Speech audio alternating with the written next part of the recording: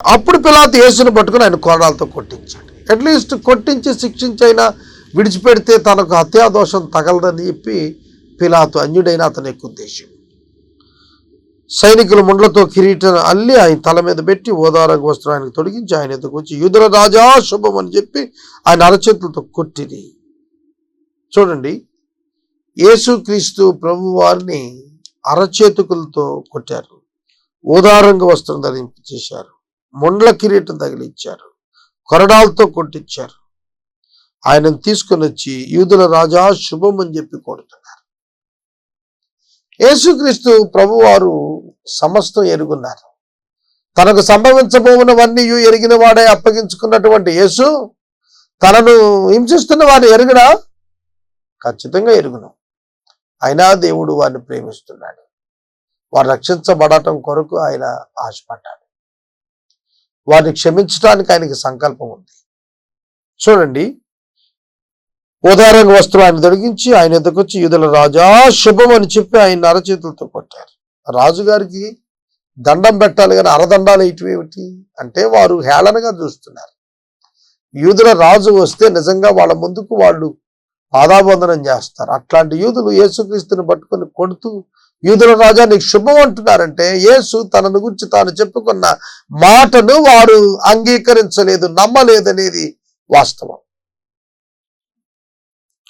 ఆ ముండ్ల కిరీటమును ఓదారంగ వస్త్రం ధరించిన వాడే యేసు వెలుపలికి రాగా పిలాతు ఇదిగో ఈ మనుష్యుడు అని వారితో చెప్పాను. మీ బైబిల్ గ్రంథంలో చూడండి, ఇదిగో ఈ మనుష్యుడు అనే మాట చాలా పెద్ద అక్షరాలతో ఉంటుంది. ఇదిగో ఈ మనుష్యుడు. ఎవరా మనుషుడు? దేవుడు ఏర్పాటు చేసినటువంటి ఒక నరుడు. దేవుడు శరీరమును ఇచ్చి ఈ లోకానికి పంపించిన ఆయన వాక్యం. కన్యక గర్భాన శరీరధారి అయినటువంటి ఆ అద్భుతమైన వాడు ఈ లోకమునకు శరీరధారిగా వచ్చి దేవుని లోకానికి ప్రత్యక్షపరిచి తన యందు తండ్రి కుమార పరిశుద్ధాత్మలను బయలుపరిచినటువంటి వాడు. ఆ ప్రభువును గురించి అంటున్నాడు, ఇదిగో ఈ మనుషుడని వారితో చెప్పాను. యేసు చేతిలో ఒక కర్ర, ఆయన శిలువ మీదకి వెళ్ళబోతున్నాడు. ఏ విధంగా వెళ్ళబోతున్నాడో తెలిసిన గొలియాతు మీదకు యుద్ధానికి వెళుతూ కర్రను చేతపట్టుకుని వెళ్ళిన దావీదు వలె శిలువపై అపవాదుతో మరణంతో యుద్ధం చేయటానికి వెళ్తున్నటువంటి క్రీస్తు చేతిలో కర్ర ఉంది. తల మీద ముండ్ల శిరస్సు పైన ముండ్ల కిరీటం ఉంది. ఆ భయంకరమైనటువంటి వేదనను ఆయనే అనుభవిస్తూ ఆయన ముందుకు సాగుతున్నాడు. ప్రధాన యాజకులు బంట్రోతులు ఆయనను చూచి సిలువేయమని కేకలు వేయగా పిలాతు ఆయన ఏ దోషం నాకు కనపడలేదు కనుక మీరు ఆయన తీసుకుని పోయి సిలువ వేయడని వారితో చెప్పాను. సిగ్గుతో కూడిన తీర్పు, షేమ్ఫుల్ జడ్జిమెంట్. ఈయన యందు నాకే నేరం కనపట్టలేదు కనుక మీరే తీసుకెళ్ళి మీరే సిలువ వేసుకోండి. ఇదేమి తీర్పు అండి? పిలాతు వారి కేకలకు భయపడ్డాడు, వారి యొక్క ఆశ నెరవేర్చడానికి ఇష్టపడ్డాడు, తన సింహాసనం కాపాడుకోవటానికి ఇష్టపడ్డాడు. అందుకని యేసును అన్యాయంగా వారి చేతికి అప్పగించేస్తున్నాడు. అతనికి తెలియని విషయం ఒకటి ఉంది. ఒక దినాన తన ముందు ముద్దాయిగా నిలిచిన యేసు ఎదుట తాను ముద్దాయిగా నిలిచి జవాబు చెప్పుకోవాలి అని ఆ అధికారి అయినటువంటి ఆ గవర్నర్ అయినటువంటి పిలాతుకు తెలియదు. సోదరుడా, సోదరి, ఈ రాత్రి కాలము ఈ వాక్య ధ్యానంలో మనం చూస్తూ ఉన్నప్పుడు మీరే ఆయనను తీసుకొని పోయి సిలువ వేయండి అని వారికి తెలియచేసిన. అందుకు యూదులు మాకొక నియమం కలదు, తాను దేవుని కుమారుడిని ఇతను చెప్పుకోలేను కనుక ఆ నియమం చొప్పున ఇతను చావాలన్నతో చెప్పింది. పిలాతు ఆ మాట విని ఎక్కువగా భయపడి తిరిగి అధికార మందిరంలో ప్రవేశించి నీవెక్కడి నుండి వచ్చితివని యేసుని అడిగాను. అయితే యేసు అతనికి ఉత్తరం ఇయ్యలేదు. సిలువ వేసేయండి మా మతాచారం ప్రకారం అని చెప్పి అంటున్నారు. అప్పుడు ఆయన భయపడ్డాడు, పిలాతు భయపడ్డాడు. సమాజ మందిలోకి వెళ్ళాడు, మళ్ళీ ప్రభువుని పిలిచాడు. అయ్యా నువ్వు ఎక్కడి నుంచి వచ్చావు, ఏమిటి నీ బ్యాక్గ్రౌండ్ ఏంటి? ఇక్కడ అతని సమస్య ఏంటంటే తన పరిపాలన సరిగా చేయకపోతే తీసేస్తారు అతన్ని. కనుక పరిపాలన చేయాలి, శిక్షలు విధించినప్పుడు అన్యాయం జరగకూడదు. ఒకవేళ ఇతని బ్యాక్గ్రౌండ్ చాలా గొప్పదేమో యూదుల కంటే, అతనికి ఎంతమంది ఉన్నారో ఆ వాళ్ళేం గొడవ రేపుతారు అన్నట్టుగా, నువ్వు ఎక్కడి నుంచి వచ్చావు, నువ్వెవరు, అసలు ఏమిటి విషయం, ఇదంతా ఏంటని అడుగుతున్నాడు. యేసు అతనికి ఏ ఉత్తరం ఇయ్యలేదు కనుక పిలాతు అంటున్నాడు, నీవు నాతో మాట్లాడవా, నిన్ను విడుదల చేయటకు నాకు అధికారం కలదని, నిన్ను సిలువ వేయటకు నాకు అధికారం కలదని నీ వెరుగవా అని ఆయనతో నేను. అందుకు యేసు, పై నుండి నీకు ఇవ్వబడి ఉంటేనే తప్ప నా మీద నీకు ఏ అధికారం ఉండదు, అందుచేత నన్ను నీకు అప్పగించిన వారికి ఎక్కువ పాపం కలదు అని. ఈ మాటను బట్టి పిలాతు ఆయనను విడుదల చేయుటకు యత్నము చేసెను గాని యూదులు ఇతన్ని విడుదల చేసి వా కైసరుకు స్నేహితుడు కావు, తాను రాజునని చెప్పుకుని ప్రతివాడు కైసరుకు విరోధంగా మాట్లాడుచున్న వాడే అని కేకలు వేసిరి. పిలాతు ఈ మాటలు విని యేసుని బయటికి తీసుకొచ్చి రాళ్ళు పరిచిన స్థలం ఉన్న న్యాయపీఠం మీద కూర్చుండి, హెబ్రీ భాషలో ఆ స్థలం గబత్తా అని పేరు. ఆ దినం పస్కా సిద్ధపరిచిన దినం. అప్పుడు ఉదయం 6 గంటలు కావచ్చును. అతడు ఇదిగో మీ రాజు అని చెప్పి యూదులతో అప్పగించగా, అందుకు వారు ఇతన్ని సంహరించు సిలువేయమని కేకలు వేసి, పిలాతు మీ రాజును సిలువ వేయదునా అని అడుగగా, ప్రధాన యాజకులు కైసరు తప్ప మాకు వేరొక రాజు లేడు అనేది. ఒక్కసారి ఆలోచించండి. వాళ్ళు నడుపుతున్నది ఉద్యమం, యూదులు నడుపుతోంది ఉద్యమం. ఉద్యమాన్ని నడిపిస్తున్న వారు అరెస్ట్ అయ్యారు, వారిలో బరబ్బా ఉన్నాడు. వారి ఇంటెన్షన్ ఏమిటి, యూదులు రోమన్స్ నుంచి విడుదల పొందాలి. మరి ప్రధాన యాజకుడు మా రాజు కైసర్ అంటాడేంటి, కైసర్ నుంచి మాకు విడుదల కావాలి కాబట్టి బరబ్బాను విడుదల చేయి అని మాట్లాడుతున్నటువంటి ఆ ప్రధాన యాజకుడు మరలా ఇంకొక కార్నర్ లో మాట్లాడుతున్నప్పుడు అన్నాడు, అతడు మా రాజు కాదు, యేసు మా రాజు కాదు, మా రాజు కైసరే అంటున్నాడు. అంటే ప్రజలతో నాటకం ఆడుతున్నాడు. ఇవాళ కూడా నాటకం ఆడేవాళ్ళు ఎక్కువైపోయారు.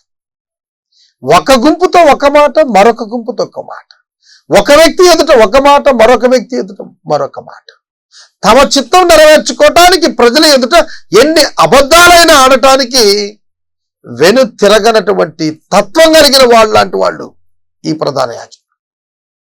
కైసరే మాకు రాజు పొమ్మన్నారు. అప్పుడు సిలువ వేయబడినట్టుగా అతడు ఆయనను వారికి అప్పగించెను. ఇక యూదులు ఎప్పుడైతే సరెండర్ అయిపోయి యూదా మత నాయకులు కైసరే మా రాజును ఒప్పేసుకుంటున్నారు అంటే, వారు చేస్తున్నది వారు ఎరుగట్లేదు, వారు వివేచించుకోలేకపోతున్నారు. తాత్కాలికంగా తమకు కలిగినటువంటి విషయాలు ఆలోచించుకుంటున్నారు తప్ప శాశ్వతంగా వారే నష్టపోతున్నారో వారికి అర్థం కాలేదు. ఈ దినాలు అనేక మంది అంతే, తాత్కాలిక లాభాలకు వెళ్ళి శాశ్వతమైనటువంటి భవిష్యత్తు పాడు చేసుకుంటారు. పిలాతు అలాగే పాడు చేసుకున్నాడు. ప్రధాన యాజకులు కూడా ఆ విధంగా తమ జీవితాలు పాడు చేసుకున్నారు. వారు యేసుని కపాలం అనే స్థలాన్ని తీసుకుని వెళ్ళారు. ఆయన సిలువను మోసుకుని కపాల స్థలం అనే చోటుకి వెళ్ళాడు.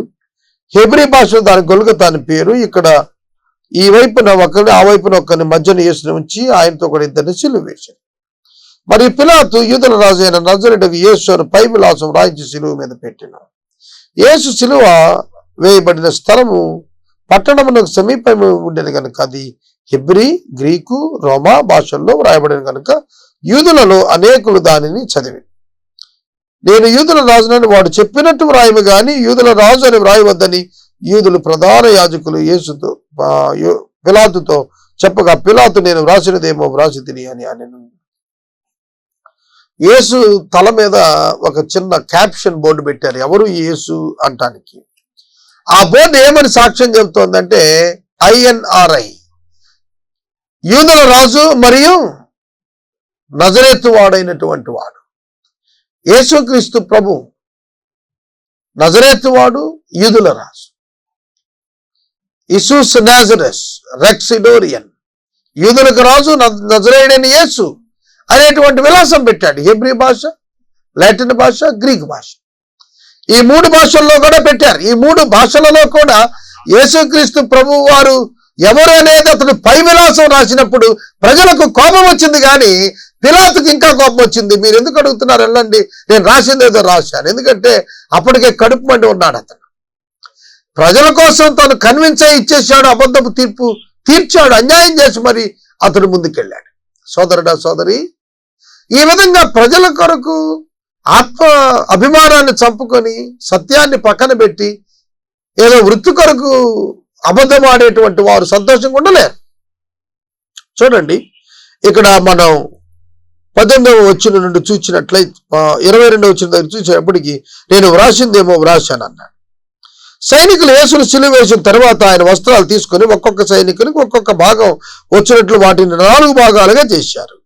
ఆయన అంగిని కూడా తీసుకొని అంగి కుట్టలేక పైనుండి యావత్తు చేయబడింది నేయబడింది కనుక వారు దానిని చింపకాదు ఎవరికి వచ్చినా దానికోసం చీట్లు వేదమని ఒకరితో ఒకరు చెప్పుకుంటారు. కీర్తనాకారుడు సెలవిచ్చినట్లుగా వారు నా వస్త్రాలు తమలో పంచుకొని అంగీ కోసం చీట్లు వేశారు అని లేఖనం నెరవేరినట్లు ఇది జరిగిందన్నాడు.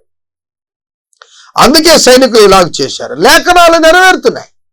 యేసుక్రీస్తు ప్రభు వారి శిలువ మీదకు వెళ్ళిన సందర్భంలో అనేక లేఖనాలు నెరవేరాయి. దప్పిగొంచున్నాననే లేఖనం నెరవేరింది. అలాగే ఇక్కడ చెప్పినట్లుగా వస్త్రాలు పంచుకోవటం నెరవేరింది. అలాగే ఆయన సమాధిని గురించిన లేఖనం నెరవేరింది. ఆయన వ్యాధిగ్రస్తుడు అయ్యాడనేది నెరవేరింది.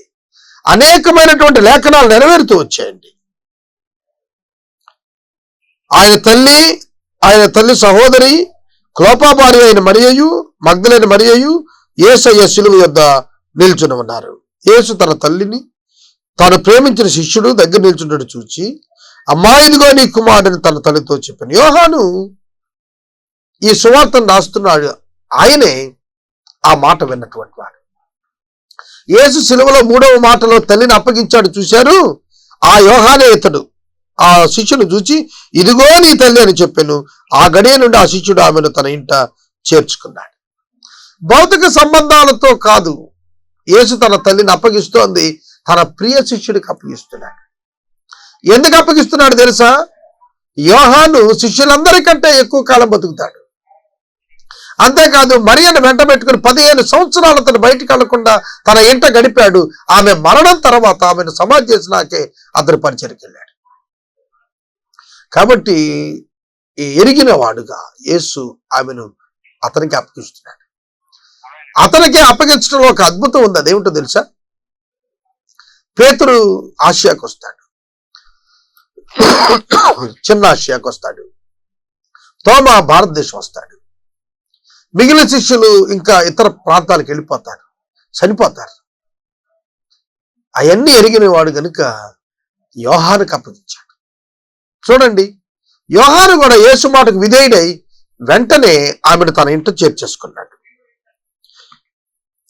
27వ వచనం దగ్గర నేను నిలుపుదల చేస్తున్నాను. మనము ఇంతవరకు బ్రదర్ కారుపాటి శ్యామ్ సాగర్ గారి ద్వారా వచన ధ్యానములను యోహాను సువార్త నుండి ధ్యానం చేసుకున్నాము.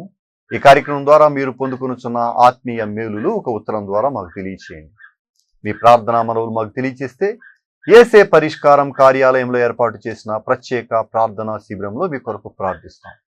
మీ కుటుంబ పక్షముగా ఒక ఎపిసోడ్ ప్రసారం చేయాలనుకున్నారు మాకు తెలియచేస్తే మా సిబ్బంది మీ గృహాలను దర్శిస్తారు. ముగింపు ప్రార్థన ఆశీర్వాదాలతో ఈ కార్యక్రమాన్ని ముగించుకుందాం.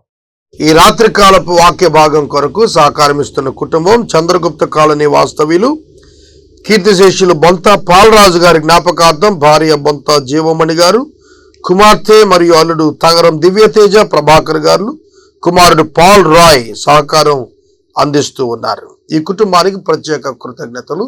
ప్రార్థన చేసుకుందాం. మమ్మల్ని మిక్కిలిగా ప్రేమిస్తున్న మా ప్రియ తండ్రి మీకు వందనాలు. వాక్య సహకారం ఇచ్చిన కుటుంబం కొరకు ప్రార్థిస్తున్నాను. జీవమణి గారిని మీరు ఆశీర్వదించి ఆదరణ దయచేయండి. దివ్యతేజ ప్రభాకర్లను ఆశీర్వదించండి. పాల్ రాయ్ని దీవించండి. మా ప్రేక్షకులందరినీ మీరు ఆశీర్వదించండి. రక్షణ భాగ్యంలోకి ప్రతి ఒక్కరిని నడిపించండి. ఘనత మహిమ ప్రభావాలు మీరే పొందండి. యేసు ప్రభు పేరిట ప్రార్థన చేస్తూ ఉన్నాము తండ్రి, ఆమేన్. మన తండ్రి దేవుని ప్రేమ, కుమారుని యేసయ్య కృప, పరిశుద్ధాత్మ దేవుని యొక్క నిత్య అన్యోన్య సహవాసం సదాకాలం మనందరికి తోడై ఉండును గాక, ఆమేన్. 28వ వచనము నుండి వాక్యాన్ని గమనించాలని నేను మనవి చేస్తున్నాను. అటు తరువాత సమస్తమును అప్పటికి సమాప్తమైనదని యేసు ఎరిగి. ఈ మాట ఒక వివరణ మీ ముందు ఉంచాలి. దీనిలో యేసుక్రీస్తు ప్రభువారు సిలువలో 7 మాటలు పలికి ఉన్నారు. మొదటి మాట, తండ్రి వీరేమి చేయుచున్నారో వీరు ఎరుగరు గనుక వీరిని క్షమించుము. రెండవ మాట, నేను నీవు నాతో కూడా పరదేశంలో ఉందువని నీతో నిశ్చయంగా చెబుతున్నాను.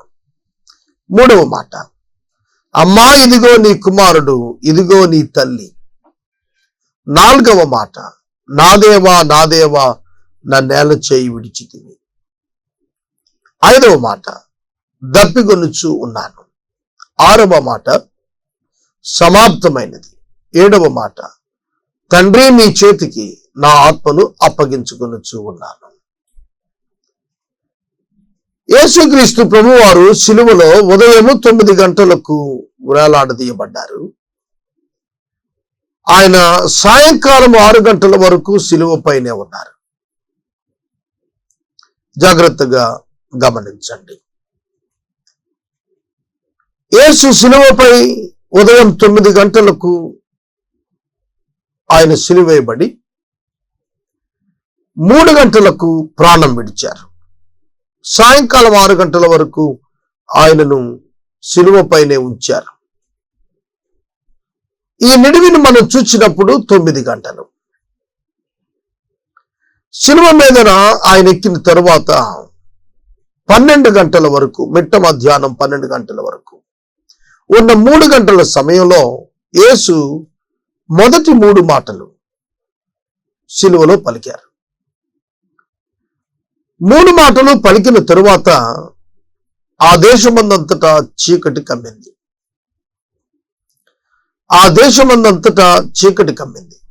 12 గంటల నుండి ఇంచుమించు 3 గంటల వేళ వరకు చిమ్మ చీకటి ఆ ప్రాంతాన్ని ఆవరించింది. సిలువలో యేసు మౌనంగా ఉన్నారు. మానవులకు రక్షణ రావాలి అనగా యేసు సిలువలో మానవునికి ప్రత్యామ్నాయంగా ఆయన బలి కావాలి. మానవునిపై పడవలసినటువంటి పాప శిక్ష యేసు అనుభవించాలి. 3 గంటలు అవ్వొస్తోంది. ఆ 3 గంటలు అవ్వొస్తున్న వేళ ఇంచుమించు అనే మాట లూకా సువార్త 23:46 చూస్తాం. ఆ సమయంలో యేసు బిగ్గరగా కేక పెడుతున్నాడు, నా దేవా నా దేవా నా నేల చేయి విడిచితివి, ఎలోయి ఎలోయి లామా సబక్తాని. మొదటి మాటలో తండ్రి అని సంబోధించిన ప్రభు 4వ మాట దగ్గరికి వచ్చేటప్పటికి నా దేవా అని అంగలారుస్తున్నాడు. ఆక్రందన కేక. సిలువలో యేసు 4వ మాట పలికినప్పుడు మానవులకు ప్రత్యామ్నాయంగా మారాడు. అనగా యేసు శరీరము మీద, మానవ శరీరము మీద దేవుడు మానవ పాపాన్ని మోపాడు. రోమాపత్రిక 8వ అధ్యాయం 3వ వచనం చెప్పింది ఈ మాట. దేవుడు తన కుమారుని పాప శరీరాకారంతో పంపి ఆ శరీరము మీద పాపమునకు శిక్ష విధించినట్లు రాయబడింది. కనుక యేసు శరీరము మీద దేవుడు మానవ పాపాన్ని మోపి ఆ పాపమునకు పరలోకం నుండి శిక్షను, అగ్నిని కృమ్మరించాడు. వాస్తవంగా శిలువలో రక్షణ రావటానికి కారణం ఇది, ఈ బలియాగం. యేసుపై పాపము మోపబడినప్పుడు పరిశుద్ధుడైన యేసు మన నిమిత్తం పాపంగా చేయబడ్డాడు. కొరింథీ పత్రిక 5వ అధ్యాయం 22వ వచనంలో పాపమెరుగుని ఆయనను మన నిమిత్తము దేవుడు పాపముగా చేసెను అని వ్రాయబడింది. యేసు శాపగ్రాహి అయ్యాడు. యేసు శాపంగా మారాడు. యేసు శరీరం మీద మానవ పాపానికి శిక్ష విధించబడింది. యేసు శరీరంపై పాపం మోపబడగానే పాపం మోపటానికి దేవుడు యేసును విడిచి మోపాడు. కనుక దేవుని పరిశుద్ధత, నీతి, యథార్థత, న్యాయం, ప్రేమ నిలిచాయి. దేవుని గుణలక్షణాలు నిలిచేటట్లుగా శిలువ ఆవిష్కరించబడింది. శిలువ దేవునికి అవసరమైంది. ఎందుకంటే ఆయన గుణలక్షణాలు చొప్పున ఆయన మార్పు లేని వాడుగా ఉండినట్లుగా ప్రేమాన్యాయాలు ఒకే పర్యాయం నెరవేరటానికి యేసు శిలువ వేయబడాల్సి వచ్చింది. 4వ మాట, ఎప్పుడైతే నా దేవా నా నేల చేయి విడిచితివి అని ఆక్రందన చేశాడు. అక్కడ మనం అర్థం చేసుకుంటే దేవుడు యేసును మానవత్వంలో యేసును చేయి విడుచుట, దూరం అవటం మనం గమనించినట్లయితే అది యేసును బాధకు గురి చేసింది. పాపము మోపబడుట వలన యేసు ఆక్రందన చేస్తున్నాడు. పాపము శక్తికి ఆయన ఏదో కదలించబడిన వాడే కాదండి, దేవుడు యేసును విడిచినందున ఆయన ఆక్రందన చేస్తున్నాడు. ఆయన పాపము యొక్క శిక్షను భరించి నిలవగలిగిన వాడు, నిలిచాడు కూడాను. ఆ వెంటనే 5వ మాట మాట్లాడాలి. అదేమిటంటే దప్పికొనుచున్నాననే లేఖనం నెరవేరే మాట ఆయన మాట్లాడాలి. ఎందుకంటే కీర్తనాకారుడు ఆయనను గుర్చినటువంటి దప్పికొనుటను గుర్చినటువంటి ఆ లేఖనం కీర్తన గ్రంథం 22వ అధ్యాయంలో కీర్తనాకారుడు చెప్పాడు. యేసు అంత బాధను భరించి అనుభవించి కూడా లేఖనం నెరవేరాలి. అప్పటికే సమస్తం సమాప్తం అయిపోయింది. ఎప్పటికీ 4వ మాట మాట్లాడినప్పటికే శిక్ష విధించబడిపోయి అది నిర్వర్తించబడి పూర్తయిపోయింది. కనుక 4 వెంబడి మాట్లాడాల్సిన మాట ఏమిటంటే వాస్తవంగా సమాప్తమైంది అనే మాట మాట్లాడాలి. కానీ లేఖనం నెరవేరాలి అంటే యేసు ఆ సమాప్తమైనదనే మాట కంటే ముందుగా ఈ లేఖనం నెరవేర్చడం కొరకు ఆశ కలిగి దప్పికొనుచున్నాను అనే 5వ మాట మాట్లాడారు. దప్పికొనుచున్నాను అనే పదం అది శారీరక దప్పికను గూర్చి చెప్పిందే తప్ప that cannot effect anything to Jesus Christ. యేసుక్రీస్తు ప్రభువును అదేదో చేసేసే దప్పికేం కాదు. ఆయన సంపూర్ణంగా తాను స్వాధీనంలోనే ఉన్నాడు. ఆయన తనకేం సంభవించిందో లేఖనం ప్రకారం తాను చెబుతూ లేఖనాలు తన యందు నెరవేరాయి అని చెబుతున్నాడు. కనుక ఆ సమాప్తమైనదని ఎరిగిన ఆయన సమాప్తమైనదని ప్రకటించకుండా లేఖనాలు నెరవేరేటట్లుగా ఆయన దప్పికొనుచున్నాను అని ప్రకటన చేశాడు. చాలా సందర్భాల్లో మనం క్రైస్తవులు ఈ దప్పికొనుచున్నాను అనేటువంటి పదాన్ని వాస్తవ అర్థాన్ని గ్రహించకుండా రకరకాలుగా వాటిని వర్ణిస్తూ ఉంటాం. కొందరు ధనదాహం గురించి, కొందరు కామదాహం గురించి, మరికొందరు లోకములో ఉన్న రకరకాల దాహాల గురించి మాట్లాడుతున్నారు. వాస్తవంగా అక్కడ యేసు పలకటానికి కారణం తాను దప్పిక చేత ఏదో అవుతున్నాననేది కాదు, కానీ తనకేం జరిగిందో చెబుతూ లేఖనం నెరవేరేటట్లు ఆ మాట పలికాడు. ఏదో నీరు కోరో దానివల్ల సర్వైవల్లోనికి వెళ్ళాలనే ఉద్దేశంతో ఆయన అడిగింది కాదని. అందుకే అంటున్నాడు ఇక్కడ, యేసు అప్పటికే సమస్తం సమాప్తమైనదని ఎరిగిన వాడై లేఖనము నెరవేరునట్లు నేను దప్పికొనుచున్నాను. ఇక్కడ ఇంపార్టెన్స్ ఏంటంటే దప్పిక కాదు, లేఖన నెరవేర్పు. ఇది మీరు గుర్తించాలి. లేఖన నెరవేర్పు యేసు ఎంత ఆధిక్యత ఇచ్చాడు. ఈ దినాల్లో వాక్యము నెరవేర్పుకు మనం ఏమైనా ప్రాముఖ్యత ఇస్తున్నామా, ప్రాధాన్యత ఇస్తున్నామా? ఒకసారి ఆలోచన చేద్దాం. ప్రభువైన యేసుక్రీస్తు వారు ప్రతి లేఖనాన్ని నెరవేర్చుస్తూ ఆయన వచ్చాడు. ఆయన ఏంది అనేక లేఖనాలు నెరవేరాయి. ఆయన జననము గుర్చిన లేఖనాలు. యెషయా గ్రంథం 7వ అధ్యాయం 14వ వచనం, కన్యక గర్భవతి అయి కుమారుని కనును, ఇమ్మానుయేలు పేరు పెట్టబడు. యెషయా గ్రంథం 9వ అధ్యాయం 6వ వచనం, కుమారుడు అనుగ్రహించబడ్డాడు, శిశువు పుట్టాడు. ఆ లేఖనం నెరవేరింది. మీకా గ్రంథం 5వ అధ్యాయం 2వ వచనం, బెత్లెహేము ఎఫ్రాతా యూదా పట్టణాల్లో అల్పమైన దానివైన ఇశ్రాయేలుని ఏలబోవాడు నీలో నుండి వస్తాడు. నెరవేరింది. బెత్లెహేములో యేసు పుట్టారు. యేసు చేసిన అద్భుతాలు యెషయా గ్రంథంలో చెప్పాడు. పేదలకు సువార్త ప్రకటించబడుతోంది. యేసునందు నెరవేరింది. కీర్తనకాండం 22వ అధ్యాయంలో, యెషయా గ్రంథం 53వ అధ్యాయంలో సిలువను గురించి చెప్పిన మాటలు, ఆయన వస్త్రాలు చీట్లు వేసుకుంటారని, ఆయన దొంగల మధ్యన వేలాడుతున్నాడని, ఆయన సమాధి ధనవంతుని వద్ద చేయబడుతుందని, ఇలాగన యేసు యొక్క ప్రతి లేఖనాలు ఆయన ఎముకలు ఒక్కటని ఇరిగిపోదండి. పస్కా బలిపశువు యొక్క ఎముకలు విరవకూడదండి. యేసు పస్కా బలిపశువు. కొరింథీ పత్రిక పౌలు రాస్తూ అన్నాడు, క్రీస్తును మన పస్కా బలిపశువు వధించబడెను అన్నాడు. కనుక ఆయన యొక్క ఎముకల్లో ఏది విరవబడలేదు. ఆయనతో పాటు సిలువ వేయబడిన దొంగలు ఇద్దరి యొక్క ఎముకలు ఎరగొట్టారు. కానీ యేసు అప్పటికే చనిపోయినందున ఆయన ఎముకలు విరవబడలేదు. తనను పొడిచిన వారిని చూస్తారనే లేఖనం నెరవేరేటట్లుగా ఆయన పక్కలో బల్లెపోటు. ఈ విధంగా మనం చూస్తున్నప్పుడు ఆయన లేఖనాలను నెరవేర్చినటువంటి వాడు. 5వ మాట, ఆయన దప్పికొనుచున్నాను అని పలికినది లేఖన నెరవేర్పు కొరకే తప్ప దానికి విశేషం లేదు. ఆ తరువాత 6వ మాట సమాప్తమైనది అని పిలుస్తున్నాడు.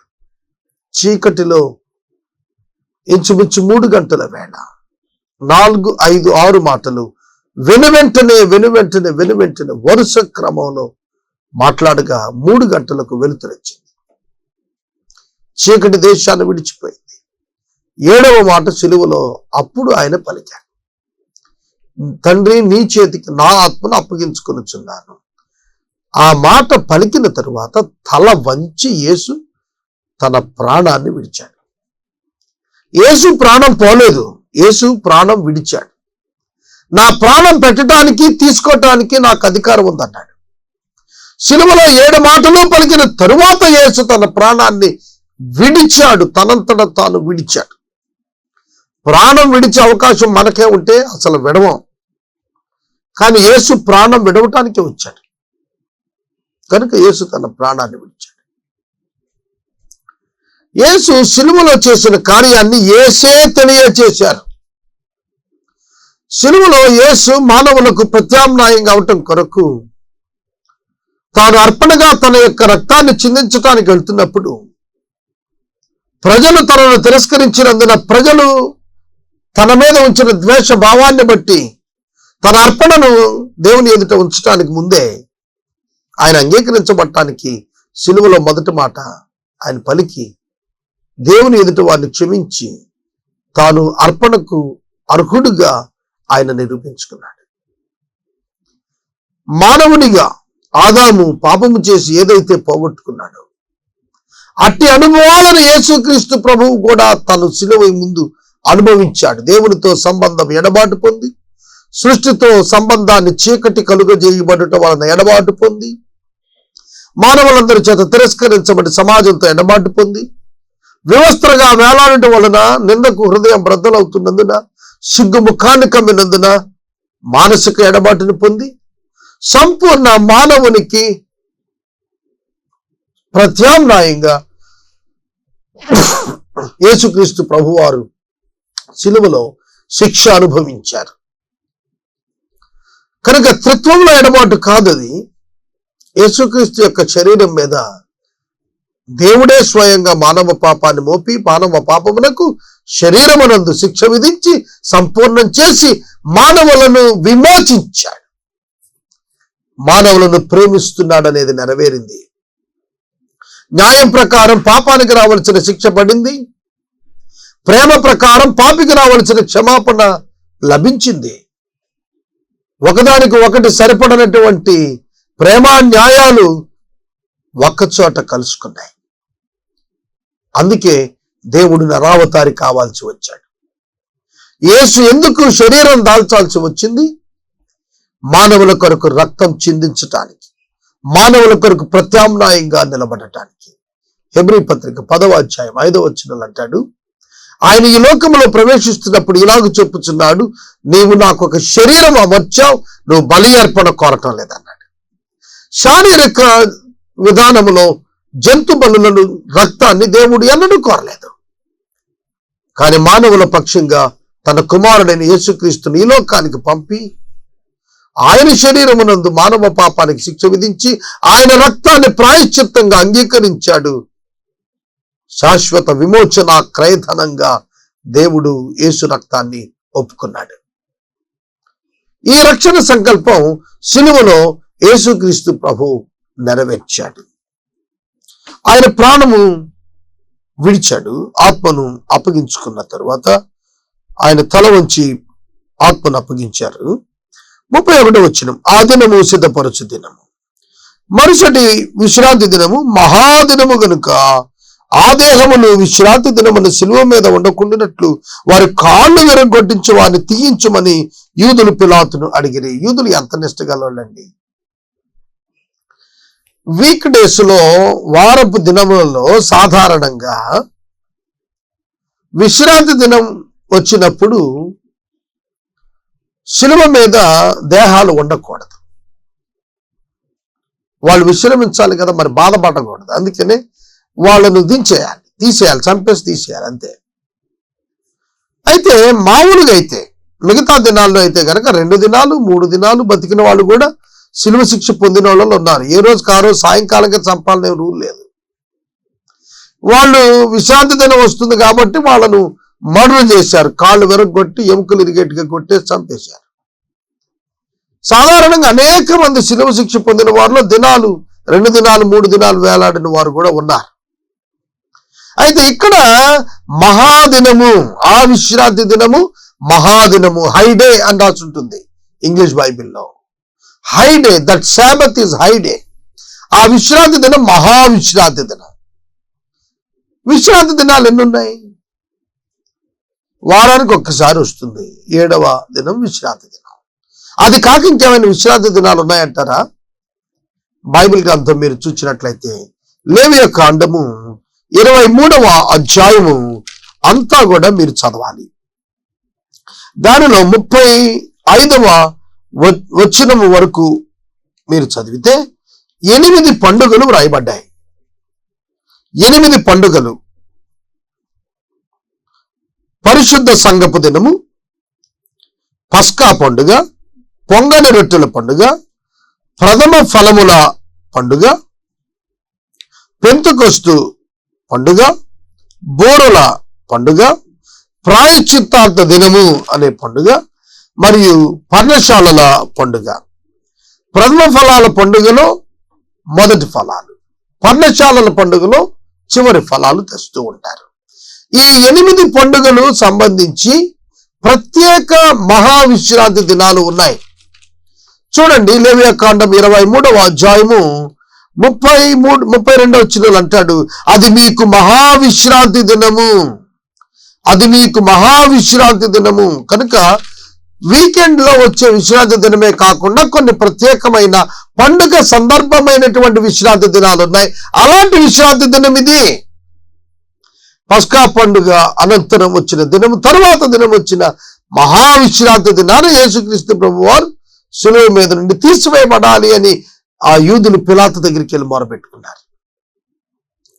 అంటే యూదా మతాచార ప్రకారం అయితే చంపటానికి వీల్లేదు. కానీ చూడండి, ఇక్కడ లిటిగేషన్ చూడండి, నేను చెప్తాను జాగ్రత్తగా.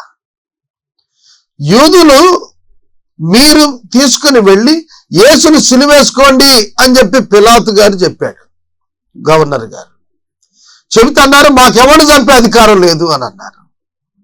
సిలువ వేసిన తర్వాత అంటున్నారు, మా మహావిశ్రాంతి దినం, మా విశ్రాంతి దినాల్లో మహాదినం వచ్చేస్తుంది కనుక అలా చంపండి అంటున్నారు. చంపడానికి మాకు అధికారం లేదని చెప్పిన వాళ్ళు విశ్రాంతి దినం వచ్చేస్తోంది కనుక చంపండి అని చెప్పడానికి వాళ్ళకేం అధికారం ఉందండి? ఆలోచించండి. చంపటానికి మాకు అధికారం లేదని చెప్పి పిలాతు అబద్ధం చెప్పిన వాళ్ళు సాయంకాలానికి వచ్చి చంపేసేయండి వాళ్ళని చెప్తున్నారు, తీయించేయండి వాళ్ళని చెప్తున్నారు.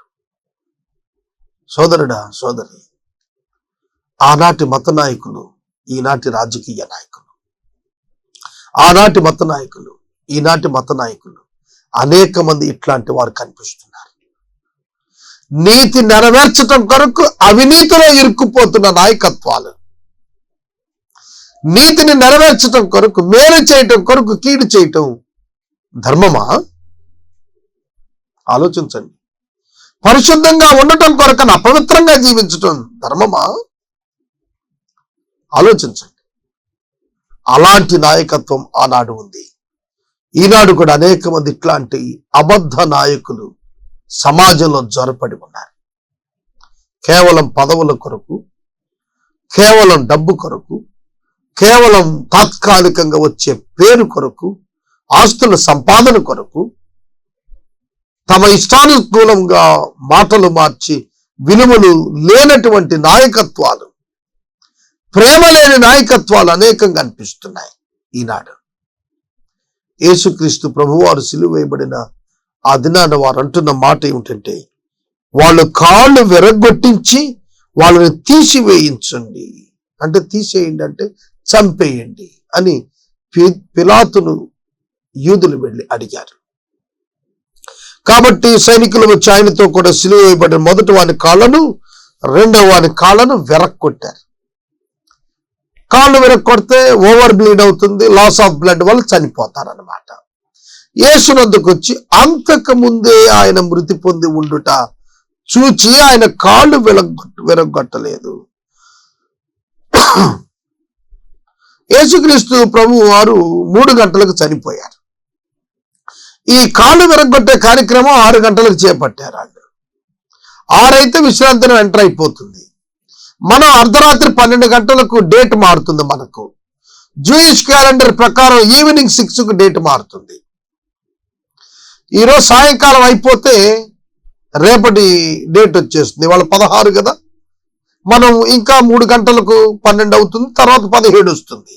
కానీ అలా కాదు యూదుల క్యాలెండర్, సాయంకాలం 6 గంటలకు మారిపోతుంది. కనుక ఆ విధానంలో వాళ్ళు విశ్రాంతి దినం పాటించేవాళ్ళు. సూర్యాస్తమయం మొదలుకొని సూర్యోదయం, ఆ విధంగా వాళ్ళు 24 అవర్స్ సూర్యాస్తమయంతో ప్రారంభించి లెక్కించేవాళ్ళు. ఆ విధంగా వాళ్ళు కాళ్ళు విరగొట్టమని చెప్పి అడిగితే ప్రభు దగ్గరికి వచ్చేప్పటికి అప్పటికే ఆయన చనిపోయాడు. 3 గంటలకు ప్రాణం విడిచేశాడు ఆయన. శిలువపై 6 గంటలు ఆయన ప్రాణం ఉండి వేలాడాడు. ఆయన చనిపోయాడు 3 గంటలకు. 6 గంటల వరకు ఆయన శవం వేలాడుతోంది.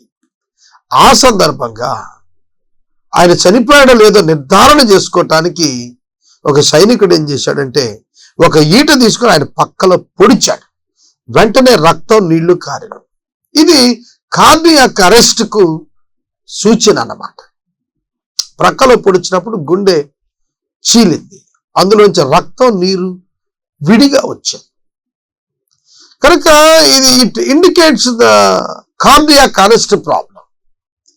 వైద్య విధానంలో మనం చూస్తే గుండె కవాటాలు బద్దలైపోయినప్పుడు ఈ రక్తము నీరు అంటే ఆ నీటి వంటి పదార్థం బయటికి రావటం జరుగుతుంది. అది చూచిన వాడు సాక్ష్యం ఇస్తున్నాడు.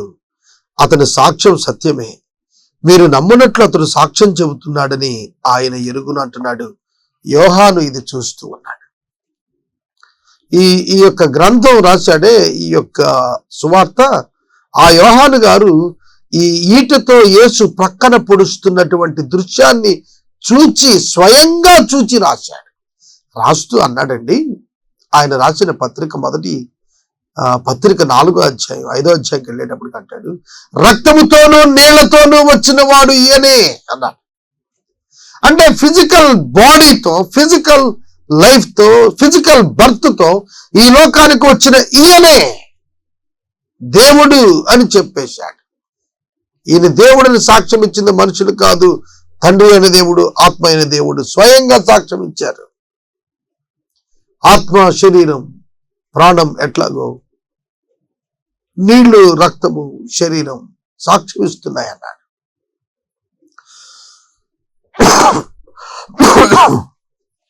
కావున ఈ రాత్రి కాలం వాక్యం వింటున్నటువంటి మన జీవితాల్లో మనం ఆలోచన చేసుకోవాలి. యేసుక్రీస్తు ప్రభువు వారు యొక్క జీవితంలో లేఖనాలు నెరవేరేటట్లుగా ఈ కార్యాన్ని దేవుడు చేసి ఉన్నాడని వాక్యం చదివిస్తుంది. 38వ వచనం, అటు తరువాత యూదుల భయము వలన రహస్యముగా యేసు శిష్యుడైన అరిమతయ్య యోసేపు తాను యేసు దేహమును తీసుకుని పోవుటకు పిలాతునొద్ద సెలవు అడిగెను. పిలాతు సెలవిచ్చెను గనుక అతడు వచ్చి యేసు దేహమును తీసుకుని పోయెను. యేసుక్రీస్తు ప్రభువారు బెత్లెహేములో పుట్టారు, నజరేతులో పెరిగారు, కపెర్నహూములో నివసించారు, గలిలయ, సమరయ, యూదయ ప్రాంతాలంతా కూడా పర్యటించారు. యేసుక్రీస్తు ప్రభువు చేత లక్షలాది మంది ప్రజలు వాక్యం విన్నారు. ఎంతో మంది ప్రజలు స్వస్థత పొందారు, మేలును పొందారు. కానీ యేసు ప్రభువు చనిపోయినప్పుడు ఆయన శవాన్ని అడగటానికి ఒక్క మనిషి కూడా ముందుకు రాలేదు. అట్లాంటి పరిస్థితుల్లో యేసుక్రీస్తు ప్రభువుకు బహిరంగంగా 12 మంది శిష్యులను చెప్పుకున్నారు, వాళ్ళెవరూ రాలేదు. కానీ ఒక రహస్య శిష్యుడు బహిరంగ శిష్యుడిగా మారాడు. అరిమతయియ అనేది ఒక ఊరు. ఆ ఊరికి సంబంధించినటువంటి వాడు యోసేపు అనేటువంటి ధనవంతులను యేసుక్రీస్తు ప్రభువారు ఆయన బోధనలో అనేక సార్లు హెచ్చరిక చేస్తూ వచ్చారు. అట్లాంటి వ్యక్తుల్లో నుంచి ఒక వ్యక్తి, ధనవంతుల సమూహంలో నుంచి ఒక వ్యక్తి ప్రభువుకు ఆయన శిష్యులుగా మారటం అనేది ఉంది. చూశారు, ఇది చాలా విచిత్రమైనటువంటి మాట. యేసు శిష్యులలో అనేకులుండగా వారెవ్వరూ రాకపోగా కేవలం యేసుక్రీస్తు ప్రభువునకు రహస్యంగా శిష్యుడిగా ఉన్నట్టి ఆ వ్యక్తి, మన 4 సువార్తల్లో ఎక్కడ యేసు ఇతని ఇంటికి వెళ్ళినట్టు గాని, అరిమతయ గ్రామానికి వెళ్ళినట్టు గాని, అతని ఇంటికి వెళ్ళినట్టు గాని, అక్కడ అద్భుతం చేసినట్టు గాని ఎక్కడా కనబడదండి. అయితే పిలాతునందుకు అతడు వెళ్ళాడు, రహస్యంగా వెళ్ళాడు. అంటే ఆయన చంపేయటమే కాదండి, డెడ్ బాడీ కూడా ఒక అనాథ ప్రాంతంలో పారేయాలని చూశారు యూదులు, ఎవరు క్లెయిమ్ చేయలేదు. అట్లాంటప్పుడు అతడు రహస్యంగా వెళుతున్నాడు. ఎక్కడికి వెళుతున్నాడు? పిలాతు దగ్గరికి. ఎందుకనగా యూదులు భయం ఆయన ఆప్తులను సైతం దూరంగా పెట్టింది. అట్లాంటి సందర్భంలో అతడు వెళ్ళి యేసు దేహము తీసుకుంటానికి సెలవిమ్మని అడుగుతున్నాడు. యేసు దేహంతో ఏం ప్రయోజనం ఉంటుంది అతనికి?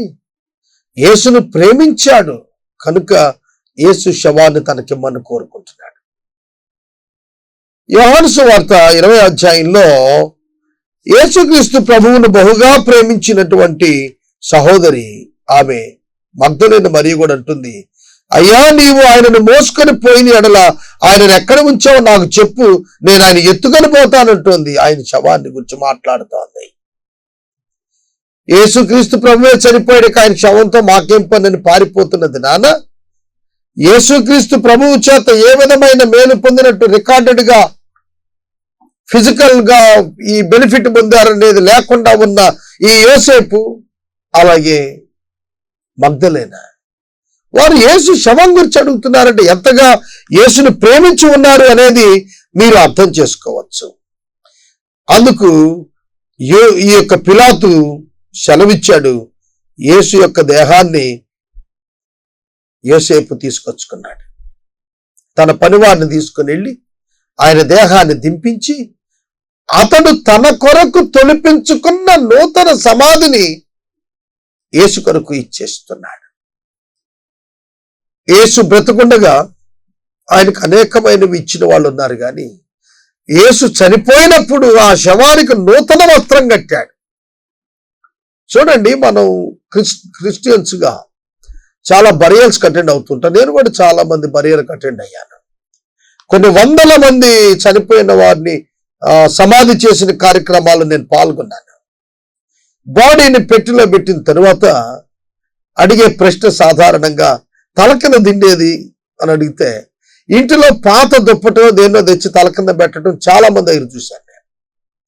శవానికి ఎంత ధనవంతుడిగా ఉన్నాడు, చనిపోయిన పెద్ద అధికారి చనిపోయిన అట్లాంటివి కామన్ గా జరుగుతూ ఉంటాయి.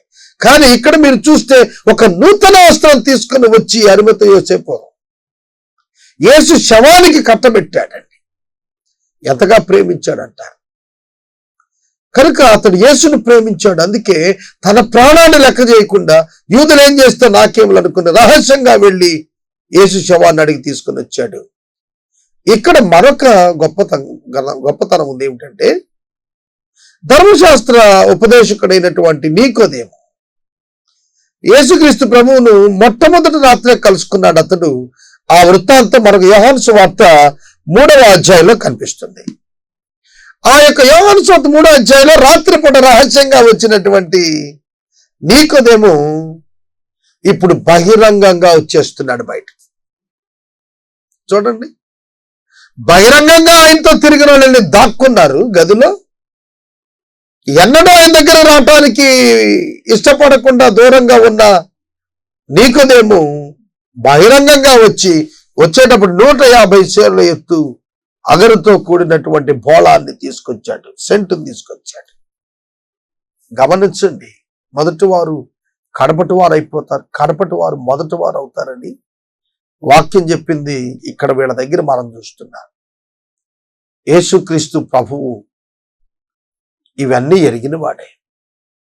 కానీ మీరు గుర్తించారో లేదో, యేసు పునరుద్ధారుడైన తర్వాత నికోదేముకి, అరిమతయ, యోసేపుకు స్పెషల్ థ్యాంక్స్ ఏం చెప్పలేదు ఇంటికి వెళ్ళి. గమనించండి, యేసుకు ఏమి సంభవిస్తుందో, యేసుని ఏం ప్రేమిస్తున్నామో మనం, దాని ఫలితం మనం పొందుకుంటాం. అది దేవుడి నుండి మనకు కలుగుతుంది. కనుక ఎవరికి ఇస్తున్నామనేది చూసి కాదు అక్కడ ఇస్తోంది, తామేమై ఉన్నారో దానిని బట్టి చేస్తున్నారు. అది నిజమైన రూపాంతరం అంటే అదండి. కనుక మీరు రూపాంతరం పొందారా? మీ హృదయాలు మార్పు నొందాయా? మార్పు నొందిన మీ హృదయం ప్రకారం పనిచేస్తున్నారా, లేక పరిస్థితులను బట్టి పనిచేస్తున్నారా? ఆలోచించండి. దేవుడు తన అద్భుతమైన కృప ఈనాడు మనందరికీ ఇచ్చాడు. ఆయన సువార్తను ప్రకటించే గొప్ప భాగ్యం మనకిచ్చాడు. 3000 ఎపిసోడ్స్ మీటింగ్ జరిగింది ఐఏడిపి హాల్లో. ఆ సందర్భంగా ఆర్ఆర్కే మూర్తి గారితో నేను నా కుటుంబం ప్రార్థన చేయించుకున్నాను. ప్రజలందరి ఎదుట, సేవకులందరితో కల్పించి ఆయన ప్రార్థనలో ఒక అద్భుతమైన మాట మాట్లాడాడు. అదేమిటంటే, లోకములో ఉన్న అన్ని ఉద్యోగాల కంటే కూడా గొప్ప ఉద్యోగము దేవా నీ బిడ్డల పాదాలు కడగటం. ఆ గొప్ప ఉద్యోగం నీవు మీ దాసుడైన సాగర్కి ఇచ్చావు, నీకు వందనాలు అని ప్రార్థన చేశాడు. ఎందుకు ఈ మాట నేను ఇక్కడ జ్ఞాపకం చేసుకుంటున్నానంటే, దేవుని యొక్క సేవ అంటే పదవులు కాదు, ఆధిపత్యాలు కాదు, అపోస్టల్షిప్స్ కాదండి. ఎక్కడ మన యొక్క ప్రజెన్స్ అవసరమో అక్కడ మనం ప్రత్యక్షం అవ్వగలిగి, పరిస్థితులను బట్టి కాక మనమేమై ఉన్నామో దానిని బట్టి పరిచయం చేయటం నేర్చుకుంటే ఖచ్చితంగా దేవుని యొక్క ఆశీర్వాదాలే కాదు, దేవుడు వాడుకునేటువంటి సభ్యులంగా కూడా మనం ఉంటామండి. నీకోదేము, అరిమత యోసేపు ఇద్దరూ కూడా ప్రభు యొక్క ఫ్యూనరల్ని కలిసి చేస్తున్నారు. ఆయనతో తిన్నవారు, ఆయన దగ్గర ఉన్నవారు, ఆయనతో ప్రయాణాలు చేసిన వాళ్ళు, మేలు పొందిన వారంతా పారిపోయారు. యేసును ప్రేమిస్తున్న నీవు, యేసు చేత రూపాంతరం పొందిన నీవు పరిస్థితులపై ఆధారపడకు. ఒకవేళ పేదరికం వస్తే రావచ్చు, అనారోగ్యం వస్తే రావచ్చు, కాదని నేను అన్నాను. Not because of, in spite of. ఇది అయ్యింది గనుక కాదు, నేను ఇలా ఉన్నాను గనుక అని నీవెప్పుడైతే నిర్ణయం చేసుకుంటావో అప్పుడు నీ జీవితం అద్భుతంగా మార్చబడుతుంది. మొదటి రాత్రి వేళ ఆయన ఎద్దుకు వచ్చిన నీకోదేము కూడా బోళముతో కలిపిన అగరు రమారమి 150 సేరుల ఎత్తు తెచ్చెను. అంతటా వారు యేసు దేహమును ఎత్తుకుని వచ్చి యూదులు పాతిపెట్టు మర్యాద చొప్పున సుగంధ ద్రవ్యములు దానికి పూసి నారబట్టలకు చుట్టిని. ఆయనను సిలువ వేసిన స్థలములో ఒక తోట ఉండెను. ఆ తోటలో ఎవడును ఎప్పుడును ఉంచబడని క్రొత్త సమాధి ఒకటి ఉండెను. ఆ సమాధి సమీపములో ఉండెను గనుక ఆ దినము యూదులు సిద్ధపరచు దినమైనందున వారు అందులో యేసును పెట్టిరి. సమీపంగా ఉన్నటువంటి తోటలో తొలచబడిన ఒక ధనవంతుని యొక్క సమాధి, ఎవడు ఎన్నడూ ఉంచబడని కొత్త సమాధి. ఆ సమాధిలో యేసుక్రీస్తు ప్రభువాన్ని పెట్టడం జరిగింది. యెషయా గ్రంథంలో చాలా స్పష్టంగా భక్తుడు రాస్తూ 53వ అధ్యాయంలో అన్నాడు, ధనవంతుని చెంత అతడు సమాధి చేయబడినటువంటి వాడుగా ఉన్నాడని సాక్ష్యం చెబుతున్నాడు. కనుక మనం లేఖనం నెరవేరినట్లుగా యేసుక్రీస్తు ప్రభువులో మనం చూడగలుగుతూ ఉన్నాం. తదుపరి వచనం, అతడు మరణమైనప్పుడు భక్తిహీనులతో అతనికి సమాధి నియమించబడిను. యెషయా గ్రంథం 53వ అధ్యాయం 9వ వచనం చదువుతున్నారు. యెషయా గ్రంథం 53వ అధ్యాయం 9వ వచనం, అతడు మరణమైనప్పుడు భక్తిహీనులతో అతని సమాధి నియమించబడిను, ధనవంతుని యొద్ద అతడు ఉంచబడిను. క్రొత్త సమాధి ధనవంతుని యొద్ద ఉంచబడిను. ఈ దినాల్లో మనకు సమాధులు అంటే చాలా భయం. సమాధులు అంటే చాలా భయం. బ్రతకుండగా సమాధి కడితే గొయ్యి చావు కోరుద్దో ఏదో సామెత చెప్పాడు ఈ మధ్య ఒక ఆయన. ఏమంటే చనిపోయాడు కదా మీరు గొయ్యి తీసేస్తే అంట, లేదు లేదండి రాత్రిపూట ఆ గొయ్యి అట్ట ఖాళీగా ఉండకూడదు, ఉంటే కనుక ఆ ఊర్లో ఎవడో చచ్చిపోతాడు అన్నాడు. అబ్రహాముని తీసుకోండి, అబ్రహాము తన సమాధి ముందే కట్టుకున్నాడు. మక్పేలా గుహలో శారా చనిపోయిన తర్వాత అదే గుహ వారి సమాధుల స్థలం అయింది. తెలుసునా? ఇక్కడ సమాధులు ముందుగా తొలిపించుకోవటం ఆనవాయితీ ఉంది ఆ దినాల్లో. ఈ దినాల్లో క్రైస్తవులకు ఎంత భయమో సమాధి అంటే. భయపడకండి, సమాధిని జయించిన వాడు మనకున్నాడు, మనలో ఉన్నాడు. మనం కూడా ఒక దినాన్ని సమాధిని జయిస్తాం. సమాధులు తెరవబడతాయి, పునరుద్ధానంలో సమాధులు తొలగిపోతాయి, ప్రభు బిడ్డలు బయటకు వచ్చేస్తారు. కనుక ఆయన కొత్త సమాధిలో ఉంచబడ్డాడని చెప్పబడతారు.